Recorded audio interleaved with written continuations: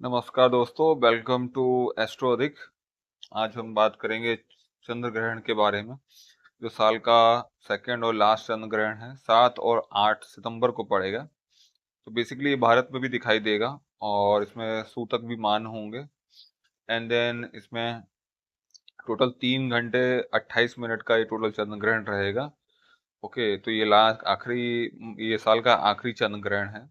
तो बेसिकली इसमें क्या प्रॉब्लमेटिक चीजें रह सकती हैं आपके लिए, क्या करना चाहिए क्या नहीं करना चाहिए, उसके बारे में हम आगे बात करेंगे। तो बेसिकली चंद्र ग्रहण और सूर्य ग्रहण जो होते हैं, बेसिकली ये एक खगोलीय घटना है। तो बेसिकली साल में एक बार, 2 बार या 3 बार या 4 5 बार हो सकता है। इट डिपेंड्स करता है पूरा का पूरा कैलकुलेशंस के लिए और प्लैनेट्स की क्या कैलकुलेशंस रहेंगी अपकमिंग टाइम में, अपकमिंग ईयर्स में। तो उसके हिसाब से हम चंद्र ग्रहण सूर्य ग्रहण साल के जो भी होता है उस टाइमिंग के हिसाब से निकाल लेते हैं दोस्तों।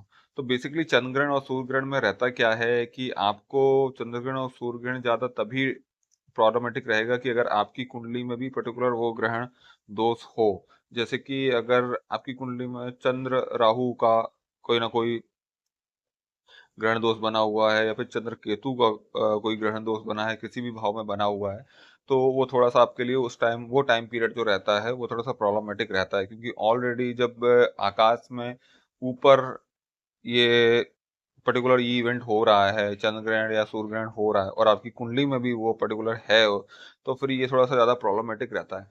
तो बेसिकली करना क्या रहता है कि आपको चंद्र ग्रहण और सूर्य ग्रहण में, जैसे हमारे लीनेज में हमारे जो माता पिता या फिर हमारे जो धर्म शास्त्र में कहा गया है कि अगर सूतक लगे हों तो पूजा के लिए मना किया गया है कि उस टाइम पे भगवान की पूजा नहीं करेंगे, मंदिर को ढक देंगे। एंड देन जब चंद्र ग्रहण या सूर्य ग्रहण जब पूरा खत्म हो जाए, तो फिर से आप मंदिर को खुद से खोलेंगे, उनकी फिर से पूजा होगी। मीन्स उनको, भगवान को नहलाया जाएगा, मंदिर को साफ किया जाएगा, घर को पूरा का पूरा साफ किया जाएगा। एंड देन पूरा गंगा जल से छिड़काव किया जाएगा, मंदिर हो, भगवान हो, या फिर पूरा का पूरा घर में। एंड देन उसके बाद फिर आप भोग लगाएंगे, तुलसी के पत्र डाल के तुलसी का यूज करेंगे। ये जो हमारे रिचुअल समाज में फॉलो किए जाते हैं, ये तो वो है। एंड द बेसिकली रहेगा क्या कि अभी जो करंट सिचुएशन है ऊपर, तो इसमें भी चंद्रमा और राहु है, और चंद्रमा और राहु के सामने सूर्य बुध और केतु है। ये एक तरह से आमने सामने हैं, तो पूरे ग्रहण पे है ना, इसका भी जैसे चंद्रमा के ऊपर असर पड़ेगा, उस तरह से बुध और सूर्य के ऊपर भी असर पड़ेगा। अगर इस तरह का, अगर आपके पर्टिकुलर कुंडली में अगर ये योग है, चंद्र बुध और केतु है, तो भी ये थोड़ा सा आपके लिए इफेक्टिव हो सकता है दोस्तों। चंद्र ग्रहण में बेसिकली रहेगा क्या कि आपका थोड़ा सा मन अशांत रह सकता है, आपको कुछ नेगेटिव विचार आ सकते हैं। ओके, या तो फिर आपका ऐसा हो सकता है कि आपकी मदर के रिलेटेड आप कुछ प्रॉब्लम फेस करने को आ सकता है। मदर बीमार हो सकती हैं, या मदर के रिलेटेड कुछ प्रॉब्लम आ सकती है। तो बेसिकली ये सब चीजें चंद्र ग्रहण के टाइम पे हो सकती हैं बेसिकली। तो चंद्र ग्रहण के टाइम पे बेसिकली करना क्या रहेगा आपको। वैसे तो कुछ खास रेमेडीज नहीं है, कुछ रेमेडीज तो एज पर हॉरोस्कोप देखने के बाद ही पता चलेंगी कि कौन कौन सी रेमेडीज करनी चाहिए। लेकिन एटलीस्ट आपको है ना, चंद्र ग्रहण के टाइम या फिर सूर्य ग्रहण के टाइम ना, थोड़ा सा डोनेशन जरूर करना चाहिए।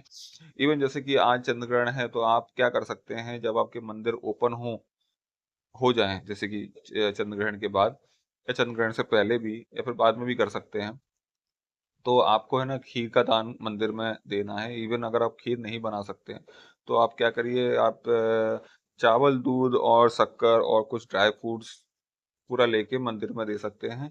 आप खीर का दान करा जा सकता है। एंड देन दूसरा क्या कर सकते हैं आप, दूसरा ये भी है कि अगर आप है ना अपने पूरे घर में गंगा जल का छिड़काव करें। देन गंगा जल से, आज गंगा जल का आप चन्ना मिर्च की तरह ले सकते हैं। एंड दूसरा, आप नहाने के पानी में थोड़ा सा गंगा जल का यूज कर सकते हैं। तो इससे जो चंद्र और राहु की जो प्रॉब्लम है आपकी कुंडली में, वो थोड़ा सा कम हो सकती है, शांत हो सकती है। और जो पर्टिकुलर जो अभी आकाश में भी जो प्रॉब्लम बन रही है, उसमें भी जो कुछ नेगेटिव होने वाला हो, तो उससे आपको बहुत ज्यादा आराम मिलेगा दोस्तों। तो ये है, तो एक तो आपको डोनेशन ही करना है मंदिर में। एंड देन दूसरा, जो जो गंगा जल का मैंने कहा, आपको वो भी करना है दोस्तों। तो नॉर्मली ये जैसे ही और जो फीमेल्स को थोड़ा सा इस टाइम पे बाहर नहीं आना है, ग्रहण पे जो ग्रहण का टाइम रहेगा उस टाइम पे फीमेल घर के बाहर ना आए, कोई भी शार्प चीज का यूज ना करें। ओके, तो ये सब चीजों का यूज वो ना करें। तो बस ये छोटे मोटे से प्रिकॉशंस है जो आपको करने हैं और डोनेशन करने हैं, और बाकी चंद्र ग्रहण ये नॉर्मली रहने वाला है। और जैसे कि हर साल चंद्र ग्रहण आता है उसी तरीके का है। बस ज्यादातर प्रॉब्लमेटिक उनको ही करने वाला है जिसकी कुंडली में चंद्र राहु या फिर चंद्र केतु का ऑलरेडी योग है, और उस टाइम पर्टिकुलर पूर्णिमा भी है, और पूर्णिमा के दिन ही ये पड़ रहा है, तो बहुत ज्यादा स्ट्रांग ये डे पड़ रहा है, बहुत ज्यादा एनर्जी वाला ये डे पड़ रहा है। तो थोड़ा सा आप केयरफुल रहिएगा उस पर्टिकुलर डे में। कोई भी जो आपको मेन डिसीजन हो, कोई भी आपका अगर ऐसा कोई डिसीजन हो जो लॉन्ग टर्म के लिए रहने वाला है, तो वो डिसीजन उस दिन मत लीजिए, वो अवॉइड करिए। या फिर कोई भी जो शुभ प्रसंग है, लाइक गृह प्रवेश या फिर और भी कोई शुभ प्रसंग हो, या फिर कोई मेन डिसीजन हो रिगार्डिंग प्रॉपर्टीज या फिर और भी कुछ हो, तो उसको आप अवॉइड करिए, मत करिए उसको, या फिर आगे उसको मत बढ़िए, अभी पर्टिकुलर उस दिन तो मत बढ़िए। उसके बाद दूसरे आप डे में कोई भी डे में बढ़ सकते हैं दोस्तों, ठीक है।